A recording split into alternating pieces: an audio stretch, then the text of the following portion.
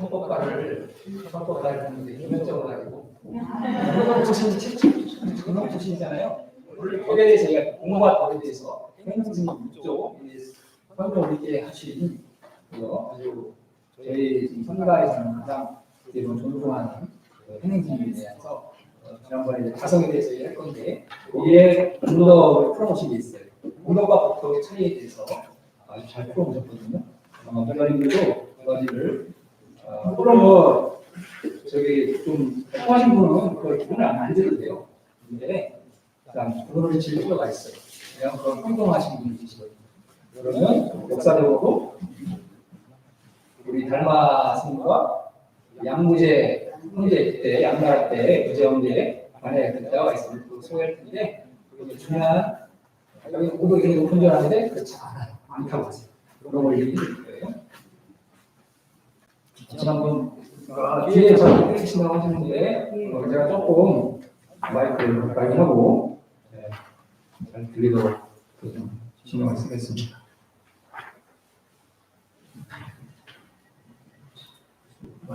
많이 오셨네요. 예. 지금 날씨가 아주 오늘까지 아마 좀 푸근한 가을 날씨를 갈 수 있지 않을까 싶어요. 아마 내일부터 다음 주부터는 좀 영하권으로 떨어지는 걸로 알고 있는데 본격적인 겨울 추위를 하게 될 것 같습니다. 때는 됐죠. 예전 생각하면, 어렸을 때 생각하면 11월 되면이 그때 아마 무슨 나무 무슨 11월 첫째 주인가 토요일인가 무슨 나무를 무슨 뭐 육성하는 날인가 뭐가 있었어요. 지금은 그게 없어진 것 같기도 한데 그때 되면 이미 나무가 다 떨어졌어요. 옛날에는 지금 보면 아직도 근데 지금 보세요. 아직까지 가득 붙어 있죠. 지금 단풍나무도 보면 오늘 제가 이제 이 얘기를 하려면 채로금풍이라고 하는 그런 화두에 대해서 하나 얘기를 모두에 얘기를 하고 할까 합니다.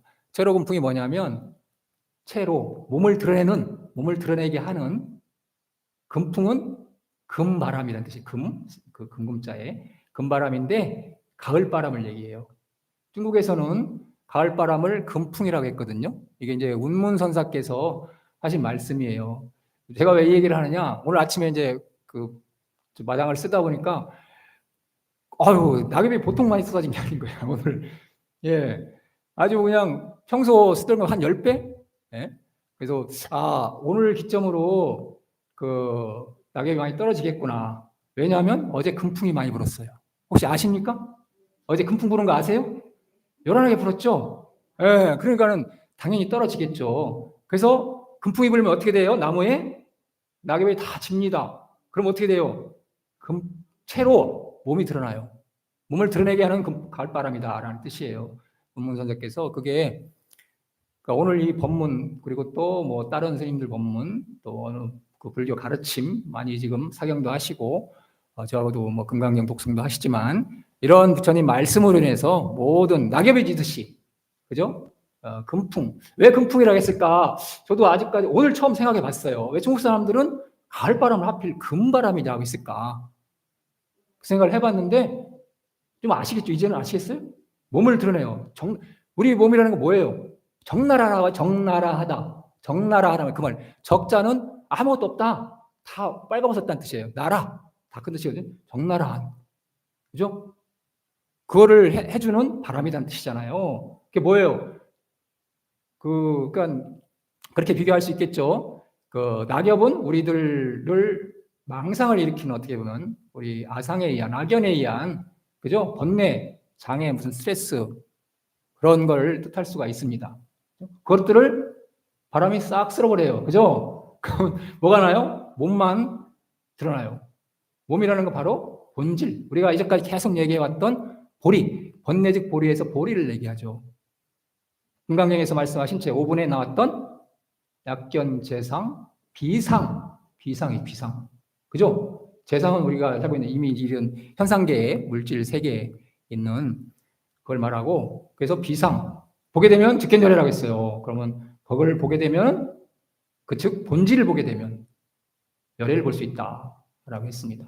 자, 그래서 재상 1번, 2번 비상, 즉견열애 3번 깨달음의 상태, 도달한 깨달음의 상태, 그 3번 이렇게 이제 제가 1번, 2번, 3번 제 법문은 계속 그걸 기준 삼아서 그 틀을 삼아서 계속 말씀드릴 거예요. 거기에 적용시켜가지고 그래서 열애를 직접 볼 수 있게 하는 그런 바람이 다라는 뜻으로 우리 부처님 색깔도 무슨 색깔이에요? 금 색깔이죠. 금 색깔. 예. 금이라는 거는 어떻게 보면 변함이 없는 또 우리 금강경 할 때 금자들은 물론 거기는 다이아몬드라는 뜻도 있지만 어떤 뭐 하여튼 금이라는 거는 가장 어떻게 보면 보석 중에서도 귀하고 변치 않는 본질적인 모습 바탕이라고 하죠. 바탕질자서 바탕 본질 질 지난번에 실존 얘기했었죠. 그때 실자는 이제 실제 실자예요. 실존의 본존이다 본질이다 그때 그 질자 본존 그걸 말하는데 그래서 이제 가을 바람을 금풍이라 한 이유를 저도 오늘 이 운문선사 이 화두를 생각하면서 한번 다시금 생각해봤더니 그 뜻인 것 같아요. 우리의 본질을 드러내게 하는 바람이다. 그래서 그 한 가지를 배워보고 합니다. 자, 오늘은 아까 이제 그 본질이라는 말도 제가 지난번에 이제 말씀드렸듯이 해능조사께서 오늘 마지막 부분이 될 것 같은데요. 앞에 이제 서두 부분을 좀 일반 말씀을 드리고 마지막 번에 자성에 대해서 아주 해능조사는 무지렁이었습니다. 문맹. 그 글자를 몰랐어요. 금강경을 근데 어떻게 알았느냐? 그냥 귀로 들을 때는 듣잖아요. 우리가 글은 몰라도 말은 통하잖아요. 그죠? 이제 어려서부터 언어라는 거는 습관을 통해서 우리가 익히는 거니까 그런 무지렁이였는데도 아주 대단해요.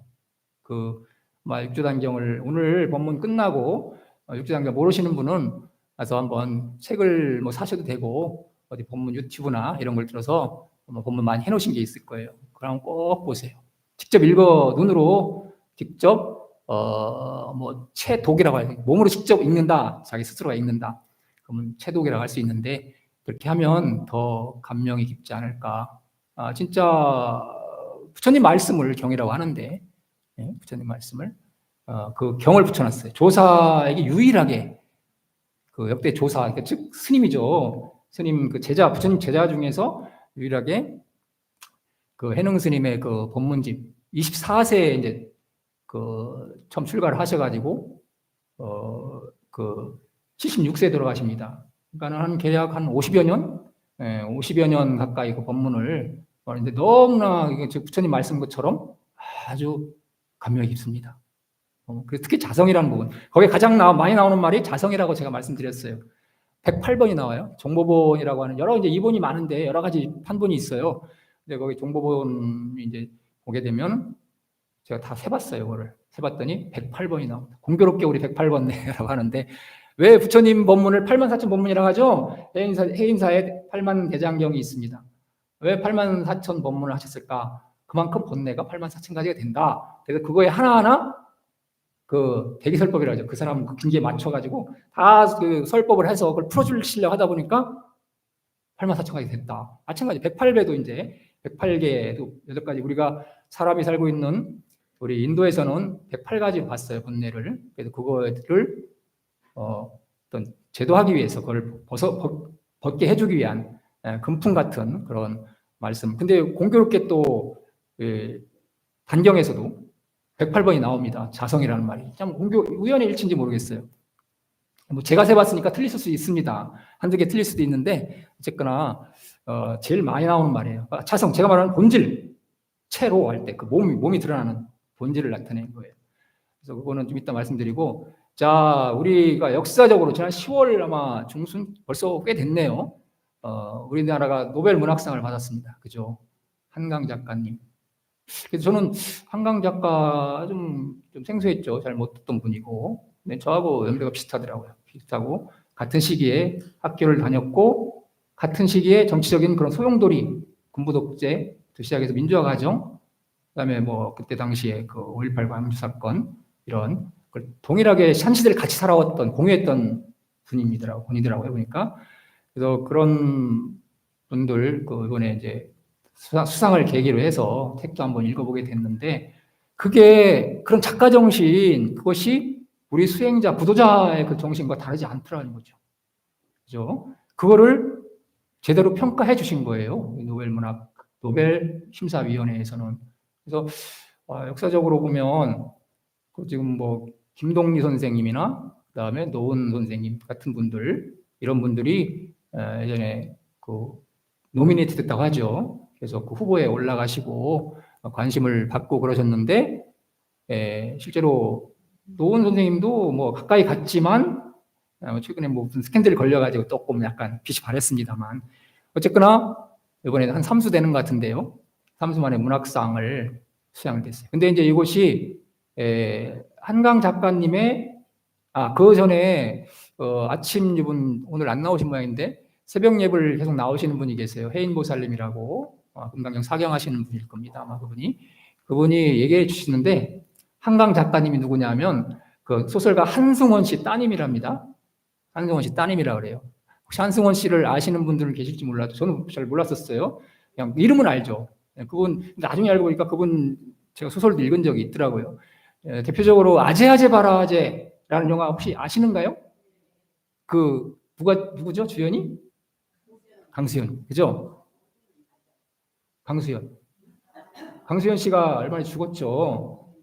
강수연 씨도 시대의 아주 대스타였는데 좀 뇌출혈로 이렇게 갑작스럽게 들어가셨습니다. 어쨌거나 강수연 씨를 있게 한 전 세계적인 그게 아마 세계에 무슨 상을 받았을 겁니다. 임권택 감독님의 주연했던 그 소설을 쓰신 분이 한승원 씨라더라고요. 그분이 알려줬어요. 우리 해인보살님은 그 언어나 문학, 문화, 예술 이런 쪽에 굉장히 조예가 깊으신 분이 있었어요. 저도 처음 알게 됐고 그러면서 한 작가에 대해서 좀 더 관심을 갖고 작품을 한번 읽어봤는데 요 밖에 대한 출판협회가 있죠. 보셨어요? 대형 플래카드가 완전히 전면을 다 덮었죠. 뭐라고 써 있습니까? 한강 작가님 노벨 문학상 수상을 축하합니다. 그죠? 써 있습니다. 되게 우리나라로서는 기념비적인. 왜냐하면 뭐 일본의 노벨상 수상자는 지금 한 20여 명 가까이 됐을 겁니다. 다 합쳐서 과학상, 의학상, 문학상까지. 문학상도 제가 겐지부로라는 사람 그 도쿄대 교수인데 그 사람 작품도 몇 번 읽어보고 그리고 최근까지 이번에 같이 한강 작가하고 경쟁했던 그 사람이 있어요. 누구죠? 무라카미 하루키. 아마 그 사람 책을 안 읽어보신 분 없을 겁니다. 뒤에 잘 들리시죠? 네, 제가 바짝 대고 하고 있어요. 그 상실의 시대 같은 거, 노르웨이 숲인가? 이런 저도 읽어봤지만 너무 그 사람도 아주 문학성이 되게 뛰어나신 분이더라고요. 근데 이번에 안 됐어요. 몇 번 그 사람은 한강 작가보다 더 많이 추천되고 후보에 올라갔던 분이에요. 어떻게 보면 쾌거라고 우리나라가 이제 일본을 경쟁해서 어떤 이긴 그런 것도 있지만 그거는 대한민국 한강 작가님 혼자가 아니라 대한민국 전체 우리 어떤 요즘에 보면 K-팝이니 K-푸드, 한류 엄청나죠. 그죠? 인구 이민자 수를 제가 그 칼럼을 읽었는데 이민자 수를 비교해 보니까 제일 1위가 미국이고 캐나다인가 미국인가 하여튼 미국으로 제일 많이 이민을 했고 그 다음이 영국이랍니다. 그 다음에 한국이래요. 이민자 수가 많이 그렇게 늘었다는 겁니다. 엄청나게 갑자기 점프를 하는 거예요. 그죠? 왜 그렇겠어요? 한국이 그만큼 위상에 올라갔다는 얘기입니다. 그것과 맥을 같이 한다고 봐요, 저는. 왜냐하면 그 번역하신 분들, 이번에 번역하신 그 영국인 작가가 번역을 했더라고요, 여자분이. 한국에 대해서 너무 관심이 많은 거예요. 지금 이민을 하고 싶어하는 특히 젊은 여성들 많이 계시더라고요. 그런 분들이 한국 문화에 대해서, 한국어에 대해서 관심을 갖고 알고 싶어 해요. 그러니까 와서 많이 살고 한국어를 제대로 공부한 거죠. 한글을 제대로 번역할 수 있는 분들이 생긴다는 거예요. 우리나라가 옛날처럼 조그마한 나라 진짜 그죠? 아무리 김동리 선생님 훌륭한 그다음에 노원 선생님, 조정래 선생님도 훌륭하신 분이지만 이런 분이 계셔도 안 알아줍니다. 그걸 누가 번역해줄 사람이 필요하잖아요. 즉 대한민국의 위상, 번역자. 그만큼 대한민국 위상이 높아지면서 외국인들이 많이 와서 훌륭한 번역자가 생겨서 그거를 제대로 알린다는 얘기죠. 그런 것들이 다 맞아서 노벨 문학상. 앞으로 이제 문학상을 필두로 해가지고 의학상, 과학상 많이 나올 것 같습니다. 한국인들도 굉장히 뛰어나신 분들이라 그런 어떤 주변적인 그런 상황까지 이렇게 겸비돼서 아마 이렇게 되지 않았을까 싶어요. 그래서 거기 소년이 온다. 제가 좀 소두가 길었는데 소년이 온다. 이건 이제 5.18 관련 광주 민주화운동 관련된 거예요. 그 중학생 중3짜리 나오는데요. 실제로 한 중3 그때 거기 도청 거기서 싸우는데 3학년이 2명인가가 있었고요. 그다음 170여 명이 죽었다고 합니다. 역사적으로 보면. 그리고 180명은 실종됐고. 그래서 전체적으로 한 340명이 유명을 달리하신 분들이죠. 그거를 이제 문제를 그렸죠. 근데 그거에 대해서 역사적으로 뭐 왜곡했다 이제 그런 분들 일부 시각도 있는데 그 부분보다는 제가 읽어본 거에 의하면 물론 한강 작가님이 이제 광주 출신이긴 해요. 그렇긴 하지만 제가 볼 때는 물론 다른 영화에서도 많이 그런 영화도 나갔었지만 그런 어떤 이념을 떠나가지고 그죠? 이념을 떠나서 역사적으로 어떻게 보면 그때 당시에는 이제 군부 독재라고 하죠. 그런 아주 서슬퍼런 그런 시기여서 말 한마디 낼 수 없었고 그죠? 그래가지고 억울하게 이제 어떻게 보면 죽은 분들일 수 있어요. 민주화를 위해서 하시다가 그 뒤로 이제 뭐 군부 독재를 끝내기 위해서 학생들이 많이 투쟁하면서 학생들도 뭐 이한열 씨나 그 박정철 씨나 저와 같은 시대의 사람들이라 다 그죠? 그런 이제 어떻게 보면 피를 흘리고 그러면서 이렇게 민주화가 됐잖아요. 그래서 그런 이념을 떠나서 뭐 우익이냐 좌익이냐 이런 걸 떠나서 역사적으로 있었던 사실에 대해서 그거를 누군가는 이제 기록을 해서 잊지 않아야 돼요. 잊어버리면 역사는 되풀이됩니다.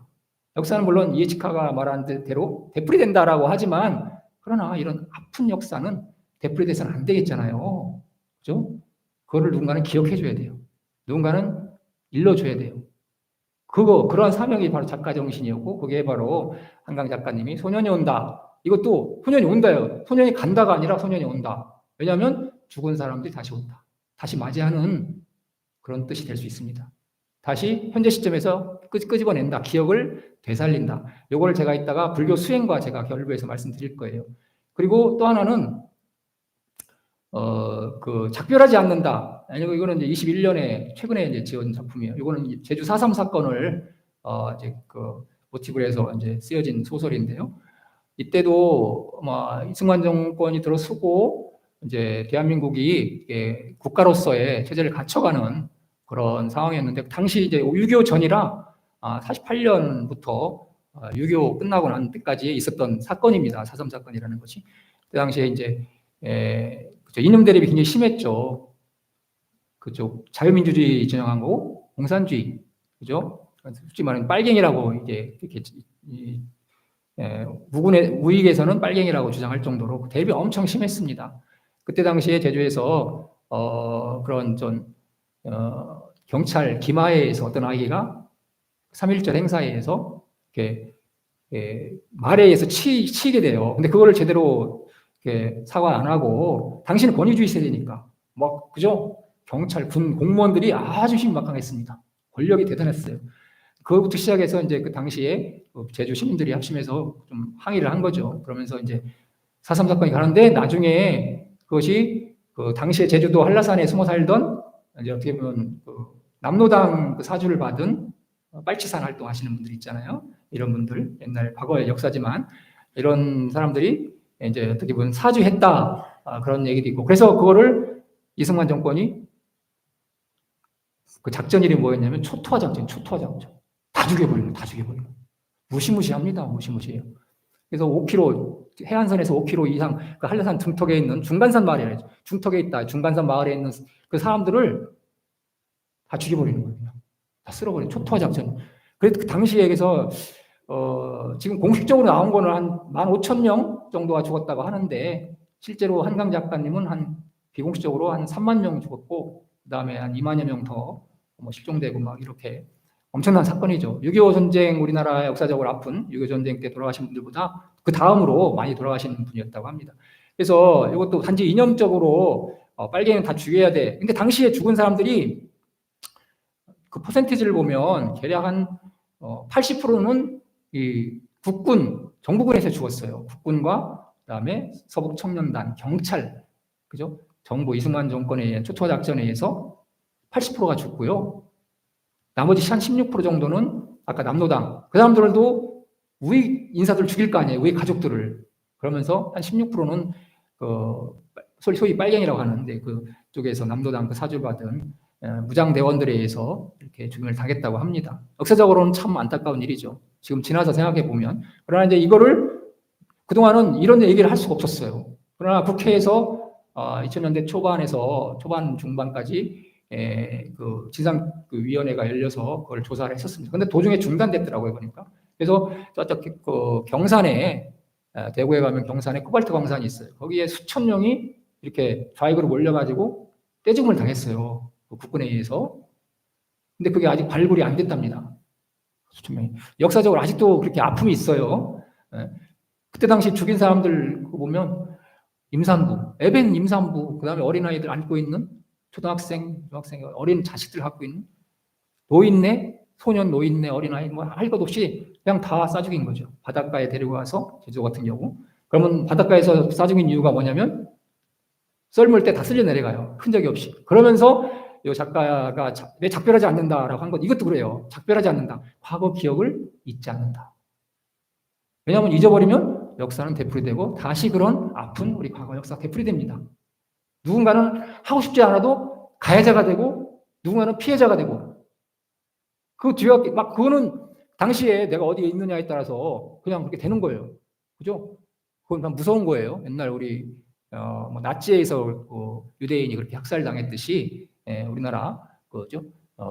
자유민주주의와 이제 공산주의와 싸우면서도 그렇게 학살당했듯이 보도혁명 또 어떻게 했어요?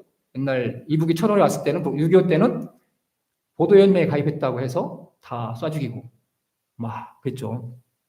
그래서 엄청난 많은 사람들이 지금도 계속해서 발굴이 되고 있어요. 그래서 작별하지 않는다고 과거의 기억에서 내가 망각하지 않는다는 뜻이에요. 기억을 새긴다. 기억한다. 자, 이런 뜻이라 그런 야만의 시대에 일본의 세계예요. 일본. 아직 1번, 2번, 3번 학생가 말씀드렸죠. 자, 아상에 의해서 내 고집대로 하는 거. 내 사상이 최고야. 나머지는 아니야. 다 죽여. 야만의 시대지, 야만의 시대. 전쟁, 냉전, 대립, 폭력, 독재, 빈부 민간의 차별, 불평등의 세계가 일본의 세계입니다. 그걸 우리가 아까 말했던 비상, 2번 보리의 세계. 우리 제가 처음 본문에서 말씀드렸던 것 같은데 아력다나 삼맥삼벌인 무유고와 시법평등하다고 했어요. 그죠? 워낙 평등한 세계, 차별이 없는 평등한 세계로 들어가는 그죠? 그쪽으로 넘어가야 됩니다. 그래서 한강 작가님도 그런 거를 야만의 시대에서 그죠?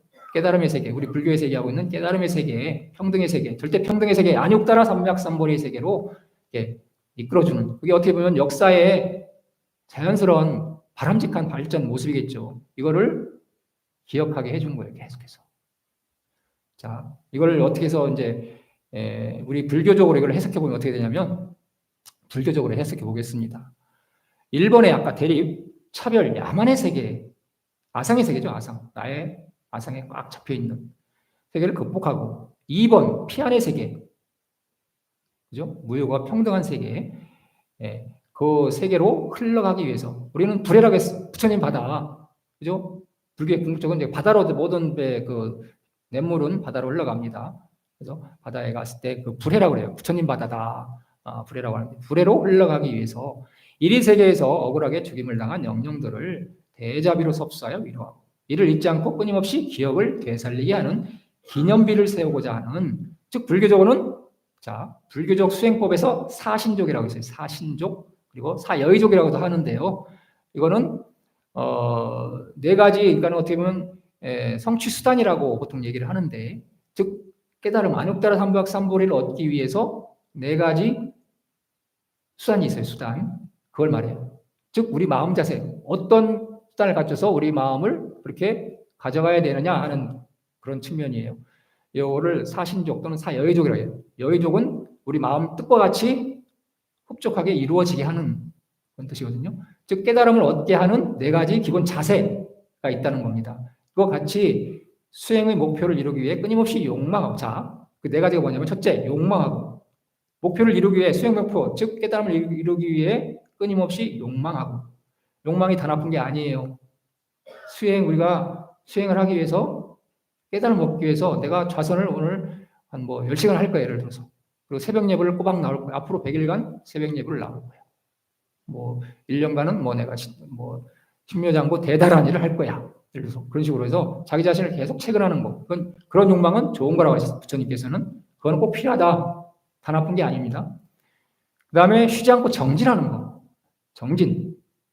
그 다음에 마음속에 쉬지 않고 되새겨 기억하게 하는 거. 기억하는 거.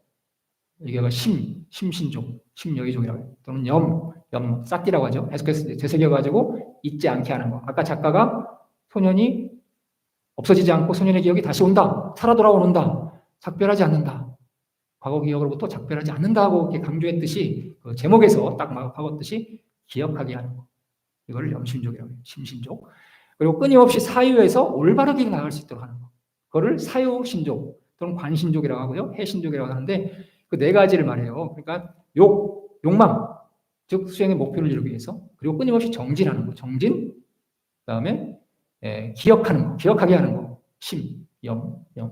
그리고 올바르게 나아갈 수 있게 계속해서 사유. 내가 잘못돼 가고 있는가? 자꾸 반추하는 거죠. 되새기는 거죠. 사유, 신종. 이 네 가지를 말해요. 한강 작가가 바로 그런 작가 정신이에요. 작가 정신 같아요. 구도자의 수행 정신과 동일합니다. 이걸 해서 역사를 다시 망각하지 않도록 거기에 대해서 노벨위원회가 제대로 평가를 해줬다고 봅니다. 그죠? 꼭 그분이 뭐 한승원 그분은 독실한 불자라고 합니다. 아재아재 바라아재 썼듯이. 근데 그 한승원 그 씨의 그 동생인가? 삼촌이 있어요? 삼촌이 목사더라고요. 저 봤어요. 목사가 그 딴지를 걸었어요. 자기 조카가 노벨문학상 받은 거에 대해서. 그 조카의 그 소설은 너무 선정적인 것 같아. 그래서 지금 뭐 물론 학부형들 간에 저는 아직 읽어보진 않았지만 채식주의자가 조금 선정적인 부분이 있다고 해서 그리고 기독교 목사들이 계속 그걸 딴지를 걸어요. 근데 어떻게 보면 작가는 작가 정신으로서 적나라한 어떻게 인간의 본 모습을 아까 채로금풍처럼 드러내게 하는 그런 구도자의 마음이라면 글쎄요, 저는 뭐 그거를 물론 뭐 약간 그게 젊은 친구들에게 그 문제가 된다면 그 단속할 필요가 있습니다. 그건 동의를 하고요. 근데 어쨌거나 그 작은 아버지가 딴지를 걸더라고요. 그래서 그건 좀 아닌 게 아닌가, 그죠? 그래서 거기도 역시 이제 아버지는 불교고 그 작은 아버지는 뭐 기독교 목사고, 그래서 거기에 약간 뭔가 있었구나. 그것도 어떻게 보면 대립이죠. 그걸 종교적인 그것도 하나의 일본의 세계야, 야만의 세계. 그걸 벗어나야 됩니다. 그걸 평등의 세계로 가야 됩니다. 자, 제가 이제 여기까지 그 불교 수행과 한강 작가님의 그걸 비유해서 말씀드렸는데요. 시간이 많이 지났네요. 자, 그러면 이제 오늘 또 재밌는 얘기를 한번 해볼게요. 지난번에 1번, 2번, 3번을 잘 기억하세요. 우리 이번 법성계를 아마 잘 기억하실 거예요. 법성계. 그죠? 많이 외우실 겁니다. 거기에 보면 9세, 10세, 호상즉, 잉불잡난, 격별성이라고 나와요. 9세는 뭐고 10세는 뭘까요? 혹시 아시는 분? 9세상, 10세상. 그 뭔지 혹시 의문을 가지지 않으셨는가요? 혹시? 예? 자, 9세, 이거 이제 의상대사께서 이제 지은 법성계인데요. 즉, 화엄경을 어떻게 보면 개송을 써서 법성계를 써가지고 요약해 놓은 거죠. 그러니까 의상대사는 이게 원효스님과 같은 시대의 사람입니다. 의상대사는 유학파 출신이죠. 당나라에 가서 화엄, 정수를 배우고 왔어요. 그래서 화엄, 우리나라에 소개합니다. 해동화엄의 시조가 되십니다. 우리나라 화엄종을 여신 분이시죠. 그리고 원효대사는 가시다가 2번의 트라이를 했어요. 근데 2번, 어떻게 그분, 첫 번째는 운 나쁘게 그 경비원에 저쪽 산동방, 요동성 있죠, 저쪽 위에 그 만주 쪽 해가지고, 그쪽으로 가시다가 경비원에 걸려가지고, 퇴출. 그러다 수십 년이 지났어요. 그러다가 다시, 내가 의상도 갔는데, 나도 가야지. 그죠? 식자들은 외국 나가서, 그죠? 현지 문물 공부하는 거 꿈이잖아요. 그런데, 당진, 지금 저쪽에 충청도 직산 있는 데가, 당진은 직산, 뭐 천안 쪽, 거기서 잘 아시죠? 그거는 이제 해물 바가지 물 먹는, 거기서 자고 일어나 너무 갈증 나서 밤에는 몰랐죠. 칠흑같이 어두우니까 물을 마셨는데 깨고 나보니까 해골바가지 물이더라. 그러면서 이거는 내 마음에 달려있다. 마음이 생겨서 내가 그때 다 해골바가지 물이라 했으면 먹겠어요? 못 먹습니다. 그죠? 모르고 먹었더니 그러니까 마음이 일어나지 않으면 아무 문제가 안 돼요. 마음이 일어나니까 해골바가지 물이 더러워. 저 사람 남이 죽은 사람 거기에 뭐 엄청난 균들도 많이 살 거고, 그죠? 구더기 돌돌 하고 다 생각이 짓는 거잖아요. 그죠? 거기서 깨닫게 되죠. 그러면서 마음이 일어나면 모든 번뇌가 일어나고 망상이 일어나고 마음이 없어지면 이게 일어나지 않다. 바로 깨달아 버립니다. 내가 갈 필요 없어. 내가 뭐 하러 가? 그죠? 왜 내가 유학을 가? 내가 이미 깨달았는데. 다시 돌아오시게 됩니다. 그러면서 엄청난 저술 활동을 하시죠. 깨달으신 바를 110여 가지가 넘는 그 저술 활동 하시죠. 대단하신 분이죠. 그런 역사를 했는데 어쨌거나 의상 스님이 9세 10세 호상적이라고 개성에 남겨놨어요. 자, 9세가 뭐냐면 과거 현재 미래에 과거에도 그걸 또 과거 현재 미래, 과거에 과거 현재 미래, 그 다음에 현재의 과거 현재 미래, 미래의 과거 현재 미래. 그 3세, 보통 우리가 살고 있는 세계 3세로 얘기합니다. 시간은 계속해서 흘러가요. 멈추지 않잖아요. 계속 흘러갑니다. 그러니까 불교에서는 과거 현재 미래로서 시간을 얘기를 합니다. 그죠? 흘러가고 있는 시간을 얘기해요. 어떻게 보면 인과법의 법칙에 살고 있는 우리 이 육신이라든가 우리 물질 세계의 현상계는 인과법의 법칙을 알아요. 그 시간과 공간의 제약을 받는데 그 시간을 과거 현재 미래라고 불교에서는 얘기합니다. 거기에서 말한 9세가 나온 거예요. 과거에 과거 현재 미래. 그죠? 이런 식으로 3번씩 해서 3, 9. 그럼 10세는 뭐냐? 아시는 분은 아실 수 있어요. 왜냐하면 화엄경 법성계를 정통하신 분들은 아실 수도 있어요. 뭐냐면 9세를 다 합친 거. 하나로 합친 거를 제 10번째 10세라고 합니다. 이건 뭐예요? 우리가 살고 있는 천차만별의 세계를 이걸 비상으로 보면 아까 2번 비상으로 보면 직견열애다. 2번의 세계, 보리의 세계를 나타내요. 10세는 보리의 세계를 해요. 보리, 깨달음의 세계, 모든 차별이 다 없어진 하나로 꿰통하는. 거기에 또 뭐라고 나와요? 일념주시, 무량겁, 무량원겁, 즉일념. 그죠? 똑같죠? 두 가지를 이렇게 하고 있어요. 그 다음에 일미진중 함시바, 일체진중 여겨시. 하나의 티끌 속에 모든 게 다 들어있고, 그죠? 모든 티끌 속에 또 마찬가지 하나의 티끌 속에 가진 것처럼 그런 식으로 두 가지를. 그래서 법성계에서는 이 두 가지를 동시에 얘기하고 있습니다. 이걸 회호한다고 그래요. 회호. 서로 번갈아 간다. 돌린다. 일미진중 함시방, 일체진중 여겨시. 일념즉시 무량겁, 무량원겁 즉일념. 번뇌 즉 보리, 보리 즉 번뇌. 두 가지를 같이 해야지 맞아요. 오늘 한쪽 번뇌 즉 보리, 번뇌를 없애야지 보리가 나오는 거 아니야? 그럼 된 거 아니야? 그러나 다시 말했잖아요. 제가 다시 현실 세계로 돌아와서 보살 정신 돌아와야 돼요. 현실 세계 이 차별적인 세계에 돌아와야 돼요. 그래서 번뇌 즉 보리 즉 번뇌 다시 돌아와야 됩니다. 이걸 회오라고 하는데 두 가지를 겸비해야 됩니다. 그래서 원통해야 돼요. 원만하게 이렇게 통해야 되는데 또 하나가 있는데 이제 그 해인사에 제가 이제 지금 그 말 1번, 2번, 3번 이게 금강경에서 나오지만 불교의 핵심이에요. 핵심. 그렇기 때문에 제가 계속 말씀을 드리는 건데 해인사 일주문에 가야산 해인 총림이라고 견판이 붙어 있습니다. 그 일주문 그 기둥 뒤쪽에 주련이 붙어 있어요. 나중에 해인사 가시면 꼭 한번 보세요.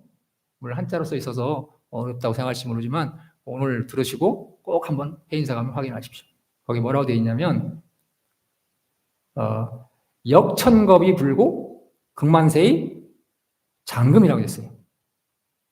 이거는 즉 역천겁, 천겁을 지나도 늙지 않는다는 뜻이에요. 천겁이 지나도 늙지 않고 극만세의 만금, 만세가 지나도 늘 지금이다.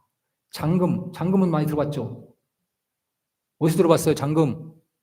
대장금에서 들어봤잖아요. 대장금. 장금이 그 불교 말이에요. 대장금은, 그러니까 대장금의 이름을 지어준 분은 아마 그 부모가 아마 불교에 형통해 있거나 아니면 어느 스님이 지어줬거나, 진리, 보리를 나타내는 보리, 장금, 늘 지금. 아까 10세, 9세에서 마지막 10세 다 합친 거, 그걸 말해요. 장금. 늘 지구가, 즉 우주가 처음 빅뱅에서, 이제 천문학자들의 이론에 의하면 빅뱅에서 폭발이 있고 나서 지금 138억 년이 지나고 있어요. 흘러가고 있잖아요. 그러면서 시공이 분리되죠. 이 산상계가 생긴 거예요. 즉 다시 말하면 인과법의 적용을 받는, 우리 인연법의 적용을 받는 인과법. 이거는 일본의 세계입니다. 일본의 세계. 우리가 살고 있는 이 세계는.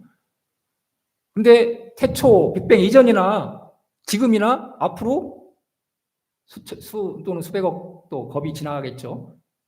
늘 동일하다는 거예요. 아까 10세처럼. 그죠? 다양한 세계가 딱 한 세계로 몰아지듯이. 일령 즉시 무량겁처럼.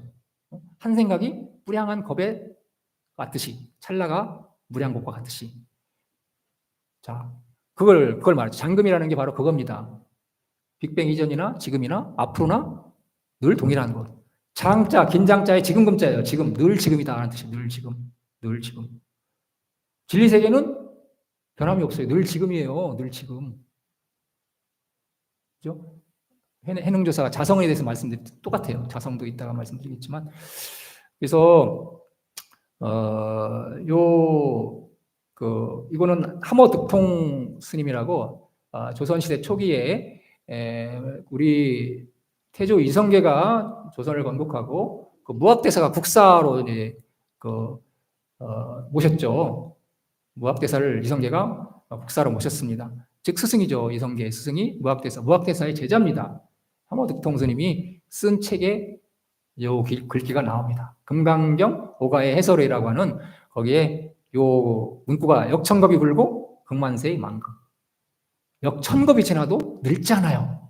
불고 늙지 않는다. 불고 그다음에 극만세의 잠금. 만세가 지나도 늘 지금이에요. 늘 지금. 진리의 세계를 말합니다. 근데 제가 이거 그 득통 스님께서 하모 스님께서 단독으로 쓰신 줄 알았더니 제가 봤더니 이거는 단독으로 쓰신 건 아니에요. 중국 송나라에서 어느 거사분이 제가 이제 찾아봤는데 그 진흥거사인가? 네, 제가 찾아봤는데요. 그분이 쓰신 말이에요. 그분이 쓰신 말을 이제 하모 스님이 인용을 해가지고 이것도 아마 다른 분들은 모르실 거예요. 아마 스님들도 모르실 텐데 제가 이제 다 찾아봤어요. 막 찾아봤는데 아주 오랜 중국 송나라 때 그 진흥거사라는 사람이 이제 금강경을 자기가 해설해 놓은 주석달아 놓은 거에 나옵니다. 그래서 그런 어떤 그 이번의 보리의 세계를 늙지 않는 세계, 잠금의 세계, 늘 지금의 세계, 대잠금의 세계로 묘사를 해놨습니다. 이것도 한번 참고를 하시면 좋을 것 같고요. 또 지금 뭐 얘기를 드릴 게 있는데 우선 그러면 지금 시간이 많이 지나서 그 해능 스님 얘기를 좀 해보겠습니다. 인왕산을 제가 한 보름 전인가 인왕산을 한번 올라가 봤어요. 저 옆에 그저 서천 쪽 위에 있잖아요. 인왕산. 너무 좋은 산이더만요. 뭔가 서울 시내 전경이 아주 보기 좋습니다. 물론 남산도 보기 좋고 그런데 인왕산 가서 보니까 근데 인왕산 등산하는 중에 한 거사님을 만났어요. 제가 이제 그렇게 자주 밖에 이제 호행 이제 좋아하니까 다니다 보면 가끔 이렇게 말 걸어오는 분이 계세요. 계신데 어느 한 거사님이 굉장히 아주 차분하고 아주 조용하신 그런 자태를 가지신 분이셨어요. 이분이 저한테 물어요. 굉장히 왜냐하면 그분은 요즘에 MBTI 있잖아요. I 스타일, 즉 내성적인 스타일. 그러니까 자꾸 이렇게 내세우지 않는 그죠? 그런 분이신 것 같아요. 자태로 보니까 어렵게 아마 그분도 말씀을 하신 것 같아요. 제가 좀 말 걸기 조금 편해 보였는지 어쨌거나 저한테 묻더라고요. 이분이 스님 여쭐 게 있습니다. 네, 너무 반가웠어요. 대부분 그런 분들이 어쩌다 한 분씩 있어요. 근데 직접 관심사에 대해서 이렇게 여쭙는 분을 만나서 너무나 기뻤던 거죠. 좋습니다. 구사님 말씀해 보십시오. 당신이 그분이 한 연세가 많았어요. 저보다 좀 어린데 한 50 가까이 되신 분인데 늦게 결혼했답니다. 늦게 이제 그 아내 되시는 분과 인연이 돼서 늦게 결혼을 하셨는데 아내는 기독교래요. 기독교고 당신은 이제 뭐 그 수행법을 제가 이제 이분은 이제 좌선을 하더라고요. 좌선, 참선을 수행을 해요. 뭐 스트레스 많이 받으니까 늦도록 스트레스 받으니까 이제 참선을 통해서 누군가의 이제 얘기를 들어서 불교의 참선법을 소개를 받은 것 같습니다. 근데 이분이 절에 안 가고 당신이 하시는 거예요. 당신 혼자 그냥 책 보고 혼자 독학을 하시는 거예요. 무비스님도 화엄경 그 강의를 그 책을 보면 당신도 스승을 찾아서 우리는 스승을 굉장히 중요합니다. 그 입법개평에 보면 스승을 찾아가는 건 선지식을 만나라 그게 제 1번에 나옵니다. 1번에 선지식을 만나라. 부처님께서도 선지식을 만나라 그 선호에 대해서 말씀하셨지만 굉장히 중요합니다. 근데 이분은 약간 용기가 아까 아이 스타일이라 내성적인 스타일인 것 같아요. 어려웠던 거야. 근데 저한테 묻는 것도 굉장히 어렵게 질문한 것 같아요. 근데 거기다가 자기는 그래서 좌선을 소개받아서 좌선을 하는데 아내가 걸리는 거죠. 아내는 기독교니까 당신 말에 맨날 막 그 바가지 긁죠. 바가지 긁는데 그래서 모르게 한대요. 아내 모르게 자기 독방에 가서 이제. 근데 이분이 얼마나 열심히 하냐면 이제 뭐 번뇌가 심했었는지 하루 한 평균 2시간 정도를 잔답니다. 그리고 자선만 하는 거예요. 자선만. 한번 끝을 보겠다. 아까 사신족 사여의족에서 뭐예요? 욕망. 내가 한번 이 목표를 도달하겠어. 해탈을 한번 이뤄보겠어. 그 열정, 열의. 그 욕망이라는 걸 이제 강목 스님은 열의로 이제 번역을 하셨는데 열의. 패션이죠, 패션. 응? 그걸 가지고 해보겠어. 2시간만 자고 막 그냥 2년을 했대. 2년. 이분이 제가 보니까 눈가에 이렇게 뭐라 하지? 검은 거 이렇게 있잖아요. 여기 어려 있어요. 그리고 자기는 되게 피곤하대요, 늘. 당연하지요. 안 피곤하겠어요? 2시간만 자고. 저도 철야해봤지만 아주 명쾌하게 삼매에 들어갈 때는 잠이 없어도 아무 피곤하지 않습니다. 오히려 몸이 날아갈 것 같아요. 몸이 날아갈 것 같아요. 근데 이제 늘 그러겠어요. 그죠? 그러나 이분은 아주 아까 그 열이처럼 욕망을 가지고 막 밀어붙인 거죠. 여기 뭐 검버섯 켜가지고 눈에 이렇게 검은 게 해가지고 늘 피곤합니다. 이거 이렇게 하는 게 맞습니까? 물어요. 아니 보사님 그 수행도 몸이 살아 있을 때 하는 거지 돌아가시면 물론 뭐 수행해가지고 그 대부분 이제 용맹정진해서 일주일 만에 대부분 이제 일주일이에요. 용맹정진은 일주일에 합니다. 인사든 뭐든 큰 이제 사찰에서 용맹정진을 하는데요. 일주일이면 보통 득도를 한다고 그래요. 여기 안국선원도 일주일이에요. 기한이. 간화선 여름과 겨울에 2번 대법회를 하는데 그래서 간화선 수행자들이 한 수백 명이 모이죠. 네, 저도 가서 이제 수골 스님 지도를 받았는데 어쨌거나 한 일주일이면 다 한 수씩을 한다고 합니다. 네, 그렇게 용맹정진을 했는데 이분은 매일 용맹정진을 한 거예요. 매일. 그러니까 안 피곤하겠어요? 그러면 뭘 얻으셨습니까? 했더니 얻은 건 있대요. 마음이 쫙 가라앉고 이렇게 흔들리지 않는데요. 지금 어떤 것에도 흔들리지 않는답니다. 몸은 피곤하지만 흔들리지 않는 경지까지는 왔다. 이분이 너무 차분했어요. 저분이 저 성격이 그렇지 아닌가, 성격 때문에 아니라 수행을 통해서 얻어서 저렇게 묵언. 제가 제 1강에도 처음에서 말씀드렸죠. 불설시 불설이다. 말하지 않은 거 불설 앞에 말하지 않은 것이 곧 부처님 말씀 불설 뒤에는 부처님 말씀이다 라고 있어요. 그런 말씀들이 똑같아요. 무건 하면 말하지 않아도 다 통해요. 이심전심이라고. 이게 이제 불교의 아주 오묘한 그런 그 가치이기도 하면서 아주 불가사의한 측면이죠. 그래서 그런 말씀을 하세요. 그러나 앞으로는 그렇게 하지 마십시오. 그래서 뭐 당장 10번에 들어도 죽지 않을 만큼 되셨다면 모를까. 그래도 내일 당장 죽어도 내가 두려워하지 않을 정도까지 득도를 하셨다면 뭐 상관없어요. 그런데 가정도 있고 그런데 그런 것도 연기법 생각하셔야지. 그 처사님을 기다리고 있는 속세 인연들도 있는데 앞으로는 스승을 찾아가서 스승의 지도를 받아서 하십시오. 이번 혼자 막 모르고서 막 하신 거예요. 어쨌거나 소득은 있었지만 잘못하면 사람이 돌아가시게 생겼더라고요. 그래서 제가 이제 그런 말씀을 드렸는데 어쨌거나 이런 분들, 이렇게 참선하신 분들, 이거는 제가 처음에도 자정법과 본주법을 이제 비교를 했어요. 그죠? 이번의 세계를 바로 들어가는 거, 깨달음의 세계를 바로 들어가는 걸 본주라고 했어요. 본주. 부처님 바로 생각하는 거. 그리고 처음부터 나는 중생이니까 이런 중생의 어떤 아상 이런 걸 서서히 타파해서 내 마음속에 있는 어떤 차별심, 분별심 이런 모든 번뇌, 스트레스 이런 걸 하나하나 점차적으로 제거해가는 그런 수행, 이제 자정법적인 수행 방법인데요. 지금 이 거사님 같은 경우는 일본의 그런 수행법을 택하신 거죠. 그렇게 가신 거죠.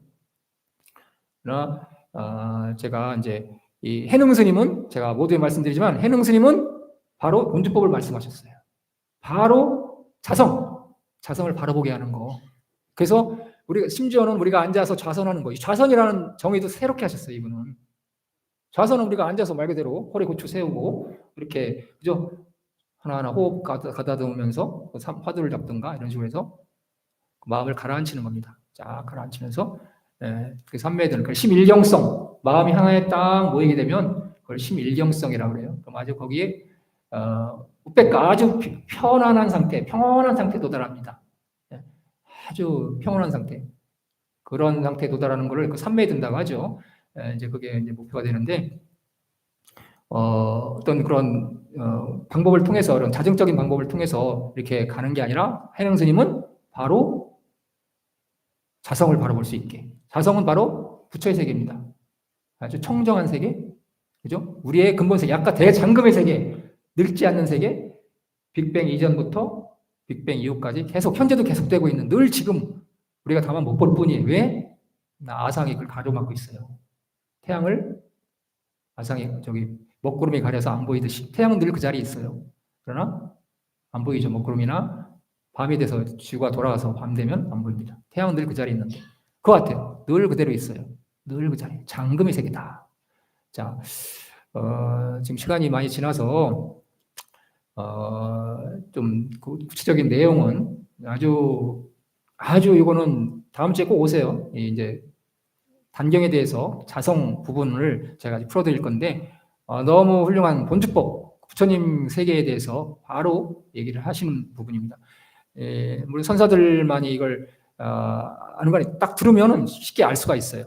그래서 얼마 전에도 저를 찾아오신 그 전에 있던 사찰에서 부사님이 계신데 저도 뭐 평생을 수행해왔는데 스님 그래도 늘 흔들리고 뭔지 모르겠습니다. 어떻게 수행해야 될지 모르겠습니다. 라고 물으세요. 안타깝죠. 그러니까 이런 말씀을 들어야 돼요. 자성이라는 뭔가 바로 볼 수 있으면 바로 그런 번뇌를 바로 벗어날 수 있는 거죠. 그런 법이 있는데 그걸 이제 모르시고 늘 나는 중생이다라고 하는 거기에 국한돼 있어요. 그냥 거기에 사로잡혀 있는 거죠. 그래서 오늘 시간 관계상은 이 본 내용에 대해서는 다음 주에 더 얘기하기로 하고요. 자, 같이 따라서 하실 분이 있어요. 자, 보문행원품, 보현행원품의 화엄경이죠.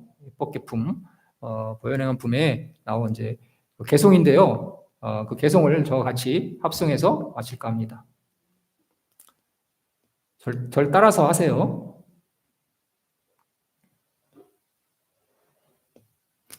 자, 시방세계에 살고 있는 모든 중생들,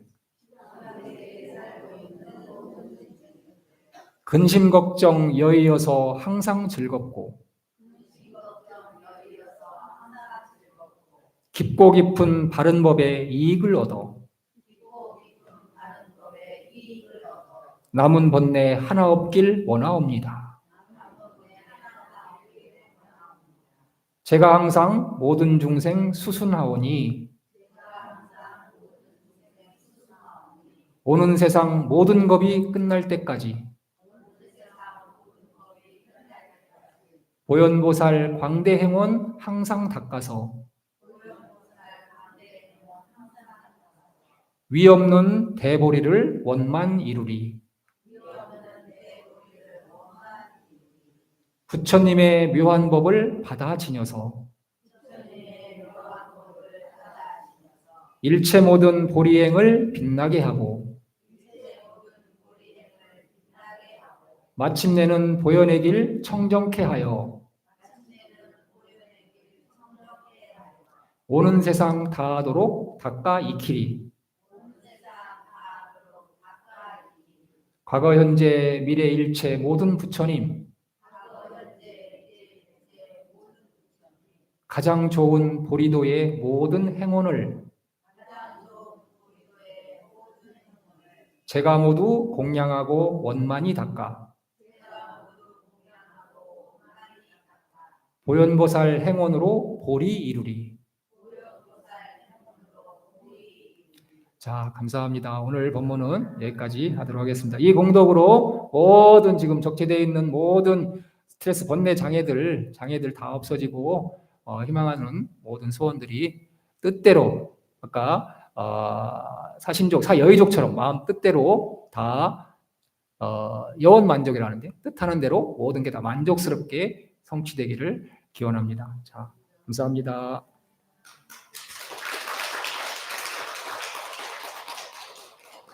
오늘도 훌륭한 방문을 해주신 우리 스님